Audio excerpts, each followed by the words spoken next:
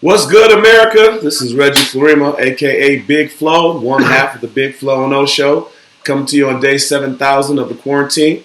What's going on, Oliver? Not much, man. I think it's officially been 7 weeks. 7 weeks of solitude. I demand a recount, I'm in the my fortress friend. of solitude. I demand a recount. It's 7 weeks in your house. In my house, it's more like day 7,000. So I guess I'm sure. I guess it's to each their own how we're going. But everything good, man? You had a good weekend? Everything's good, man. You know, I checked out the Last Dance. I finally caught up to it. I fell asleep and caught the first 10 minutes the first time, and then ended up catching the last 10 minutes. It was good. It's not really coming out to what I thought it was going to be. They were talking about like it was going to be a bunch of scandal, and I'm not going to like Jordan and so on and so forth. I heard that I just too. keep getting more and more respect for those guys, but they're killing Jerry Krause. They're killing my guy, man.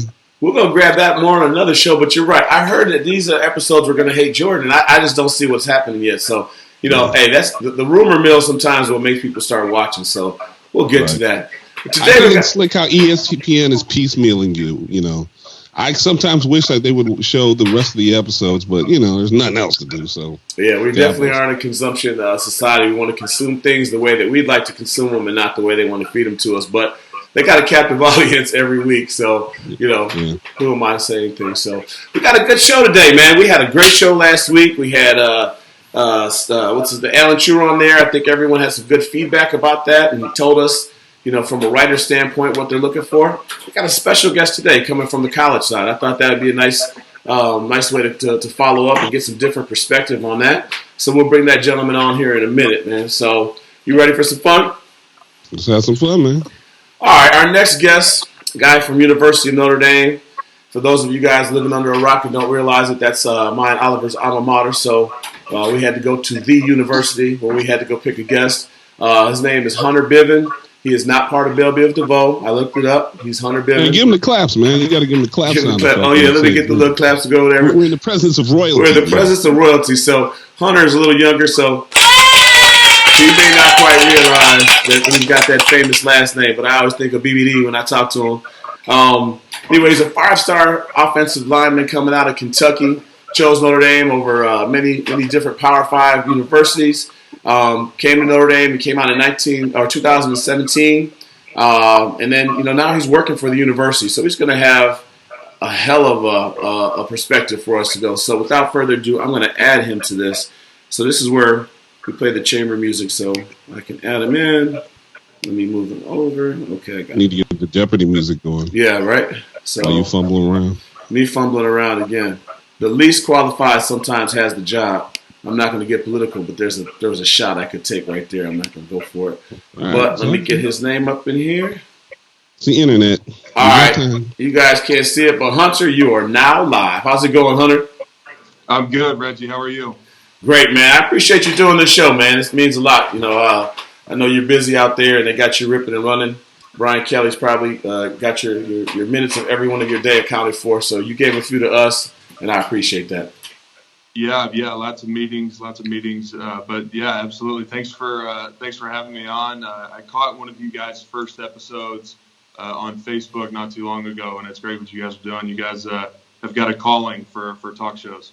Yeah, we got a calling for talking. If you caught the first episode, we probably have a calling just for talking, and then the show part, we're trying to get that part to catch up. But you guys have got the headphones and the microphones. You look legit, so that's the first part. Hey, man. Hey, you make it. That's what they say. Exactly. Half of it's looking the part, right? You look the part, people are like, okay, that's a real show. They got little name tags and everything. So yeah. So anyway, so you're the director of player development at Notre Dame. What is that? What is that exactly? Yeah, so it's an interesting role. Player development. It's one of the newer roles that that college football programs are implementing on their staffs around the country. It's one that never looks the same day to day. Every day is an adventure. It keeps me on my toes, which I like. But in terms of responsibilities, it's sort of all over the place. Day to day, I'm our staff's academic liaison between our academic services for student athlete staff. I organize a lot of our involvement in the local community. I oversee a lot of our career development, professional networking initiatives for our players. I maintain our program's relationship with former players, our former player population, which is a newer thing that we're working on. I think we'll get into that a little bit more later on in the show. Definitely. I devise our character development curriculum, which is known as our Gold Standard Player Development Program, GOLD. Obviously, Notre Dame GOLD. But GOLD is an acronym for Growth Opportunities and Life Development. And standard is something that is a theme in our program. Coach Kelly talks about all the time. But it's really focused on all the off-the-field topics that go into our players' lives. Leadership and accountability, NFL education, proper decision-making habits on a day-to-day basis, sexual misconduct education. Okay. Drug and alcohol education, our faith, mental health, all those sorts of things. Mm-hmm.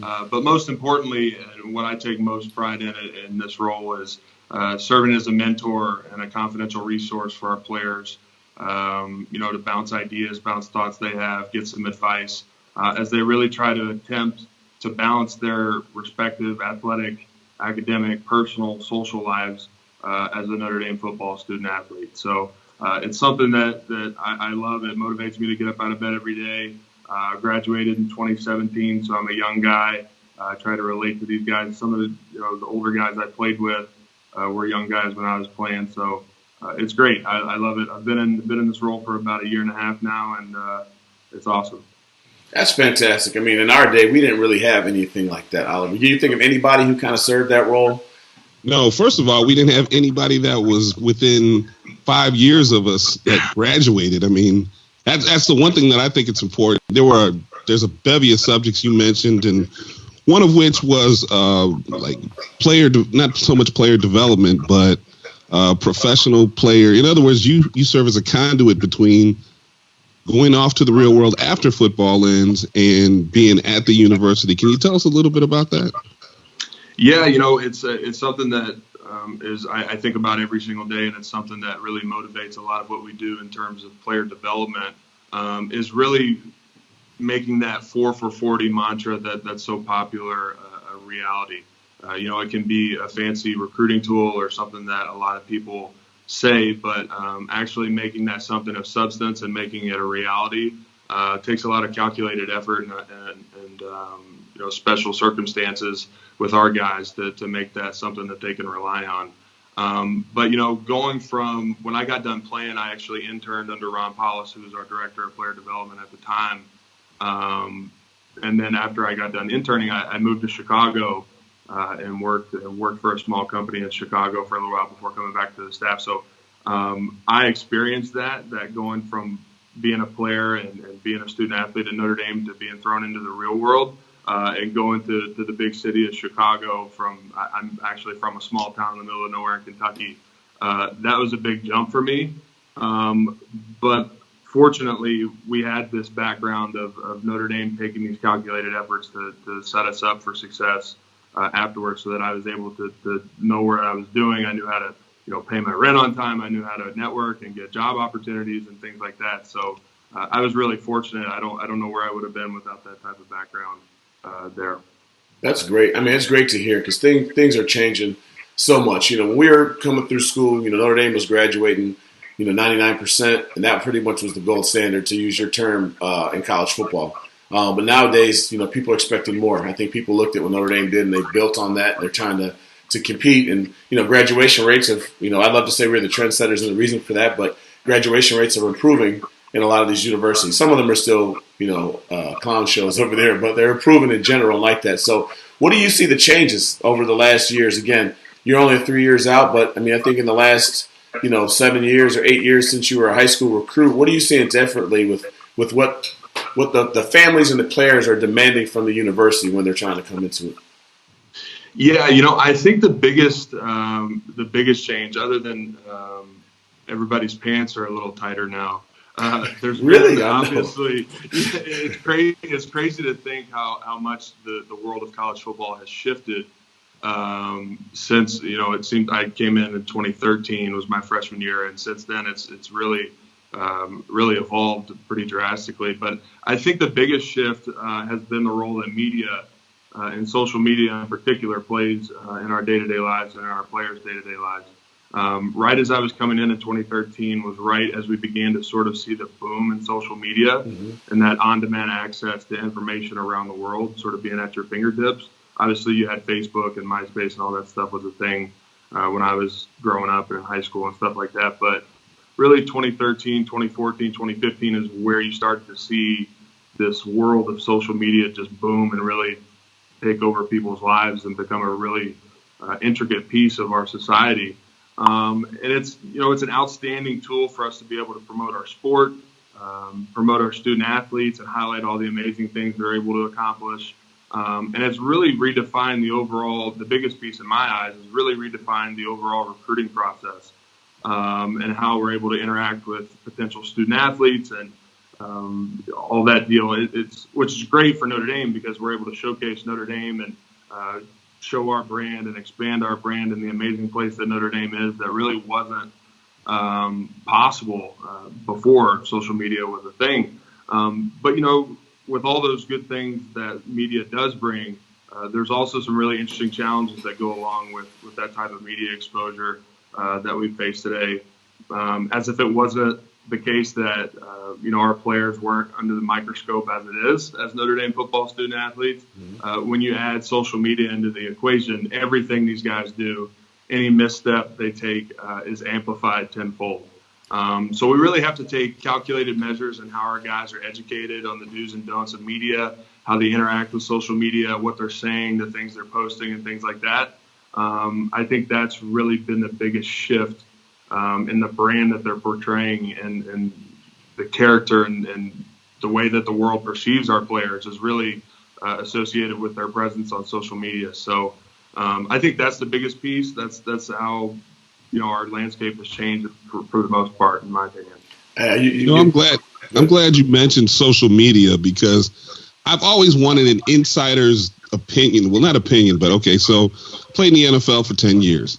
And every season basically would start with a do's and don'ts meeting. And when it comes to do's and don'ts in this era of social media, I always wonder what Coach Kelly's meeting, or I would assume you run the meeting. I always wonder what the general theme and the mood of that meeting and when it comes to social media. I mean, how do you brief your kids, letting them know, hey, look, you can have a social media presence, but say something stupid, and you'll be heading down 31. Yeah. So right.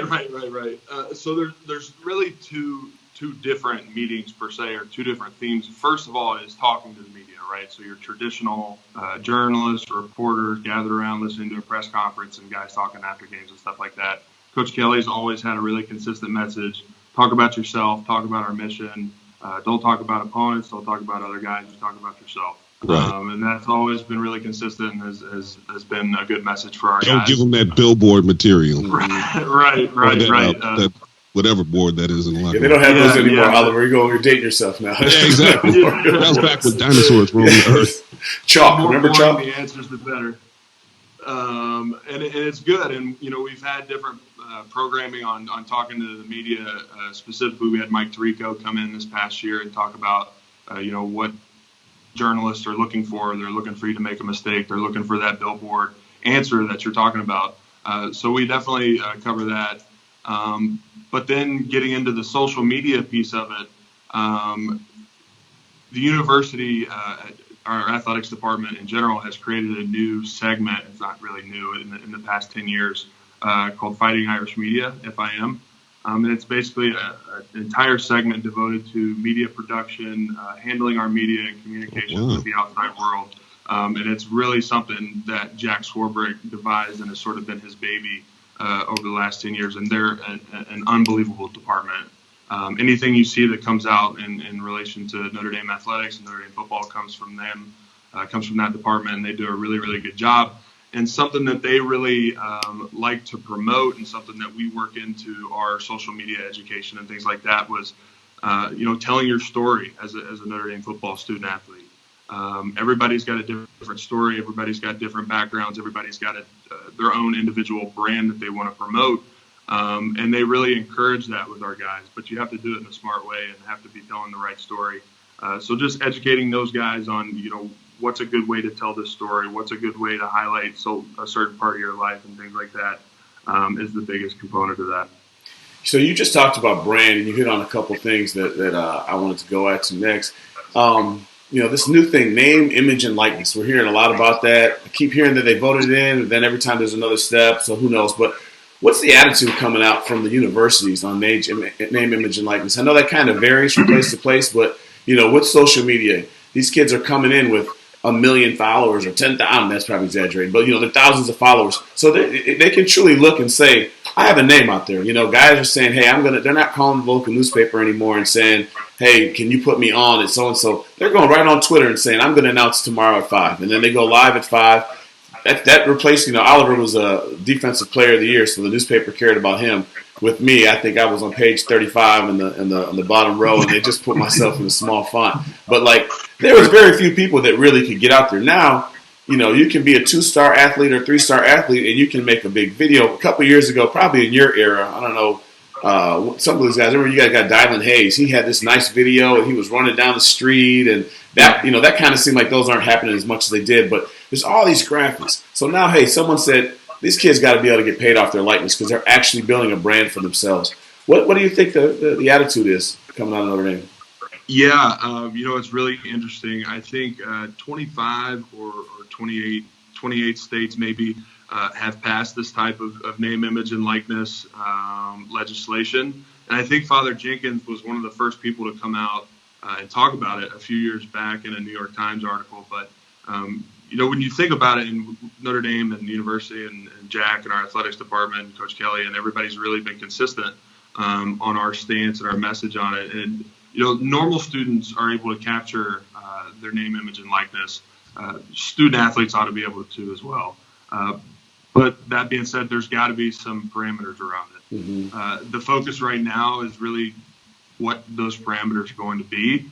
At the end of the day, there will be name, image, and likeness rights granted to student athletes, and I think it'll happen soon. But it'll be interesting to see what form this type of legislation takes. There's versions that we support very much. For example, if a student athlete comes up with a business idea, right now as it stands, they may not be able to capture some of the same opportunities as a normal student. Like T-shirt sales or stuff like that. Yeah, right.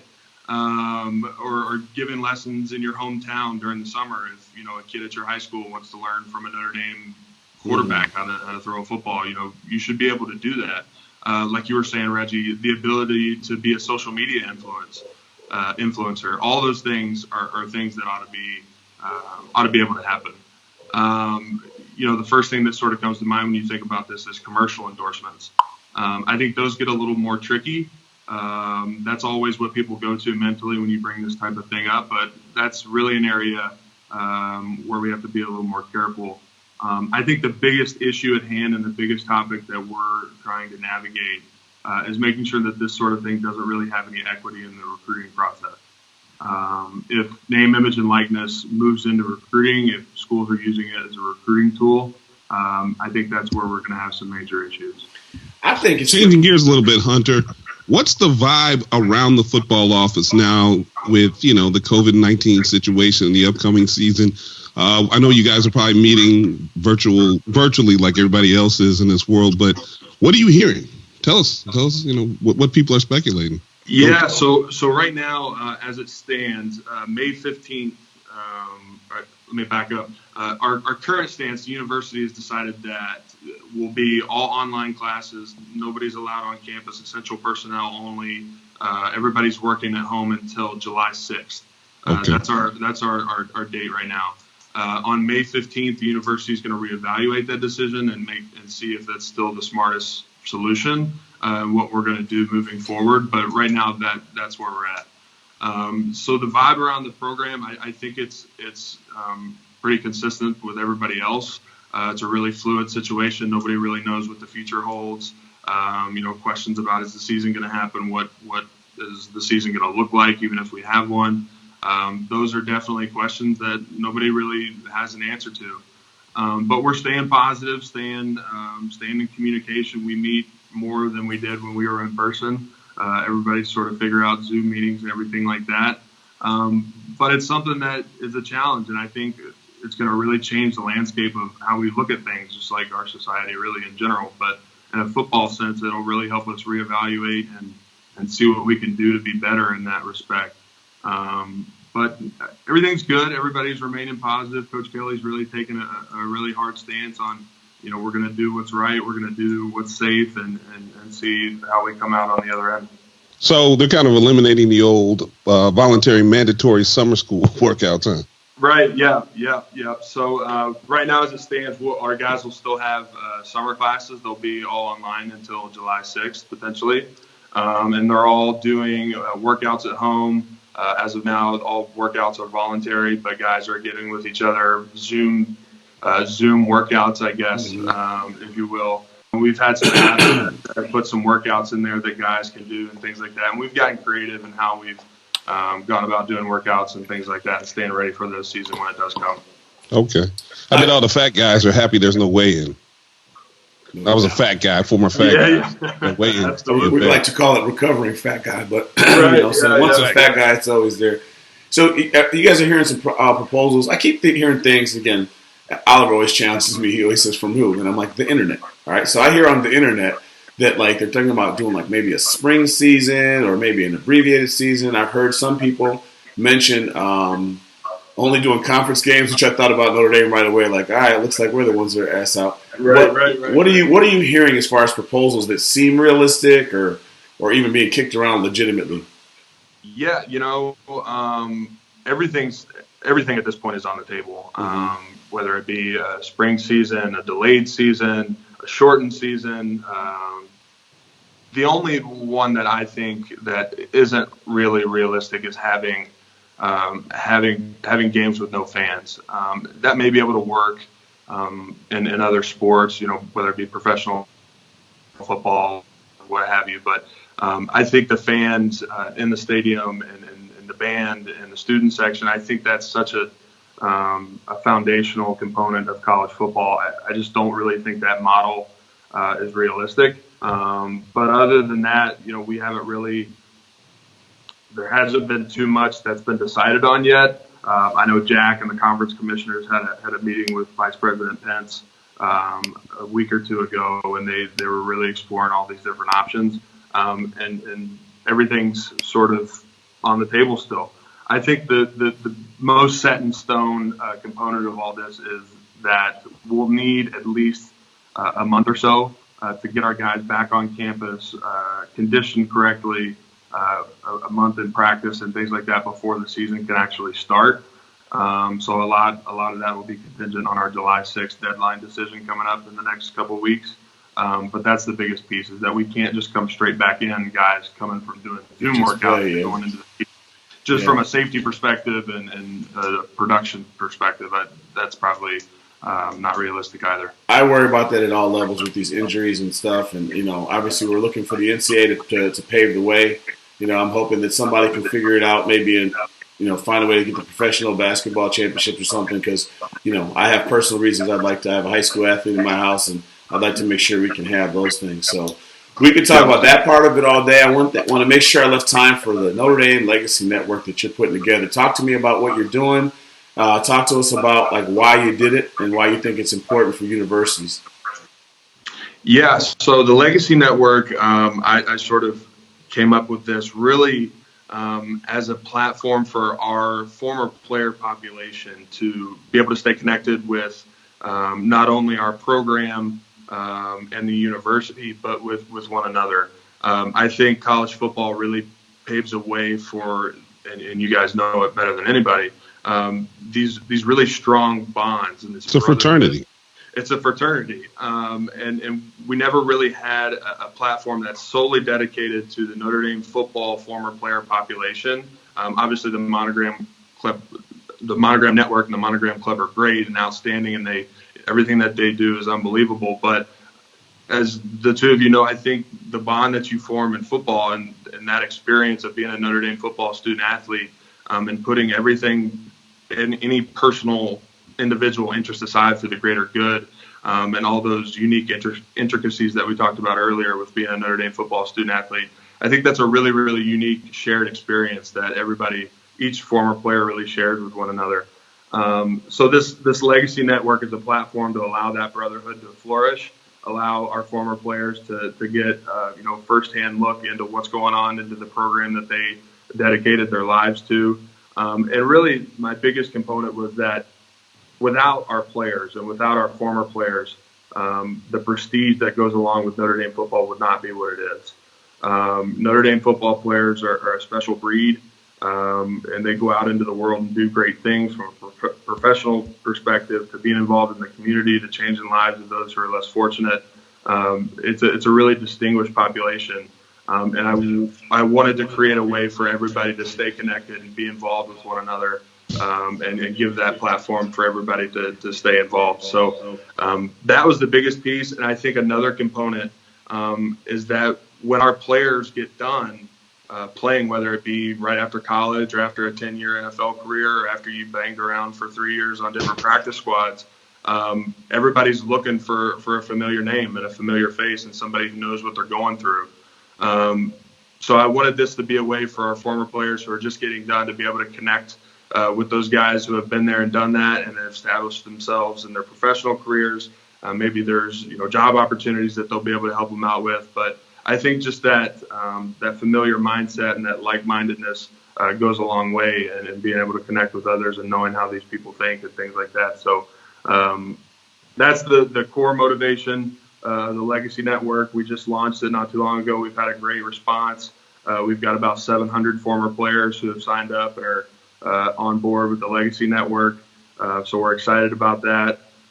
We're currently building out our website database that'll have, hopefully one day it'll have everybody's contact information, what industry they're in, where they're located, and all their contact information so that we can stay connected and things like that. We've sent out our first the link newsletter. That's all the news going on within the program. Obviously, not a lot going on right now, so we're taking a little bit for information. But that's had a great response and everything like that. And then hopefully once we get back to normal operation in football and with the university, we'll start setting up some networking opportunities and special reunion games and things like that. So we're excited about it. It's something that's very in the beginning stages, but we've had some good feedback and good response so far. So it's a good thing. Well, Reg, have you filled out your questionnaire yet? I filled it out right away, my friend. I haven't got mine in yet, so I got to. Come on, man. So guys like me and Oliver go back and forth about what we wish things to go and reflect, and your last snap is going to be there at some point, right? Oliver played a long time in the NFL. Your career was cut short in college. My career was hampered by some injuries in college, and I didn't play beyond. But we have a lot in common, and the more years you are out, no matter where you went to school. This isn't just for a Notre Dame plug. Wherever you went to school, you become a family man or an adult and whatever, and you kind of want to go back to some guys who've been through it with you. So I think this is a great opportunity for Notre Dame and, again, other schools alike to do different things to get guys back together because, as Oliver said, it's a fraternity that goes on for life, and you're never going to meet as people that you quite relate with as much as you do guys that you played ball with in school. So, on that, man, I appreciate you coming out. It's a great show. I would love to have you out again. Hopefully we're going to be busier with football season coming up and we can get you to break away, but really we appreciate you coming out. Thanks a lot, man. Yeah, absolutely. Thanks for having me. I really appreciate it, guys. Okay. I appreciate your time, buddy. Go Irish. Go Irish, baby. Irish. Have a good one. All right. But now the day has come. But let you know where I'm coming from. Yeah. Baby, what you done for me? Yeah.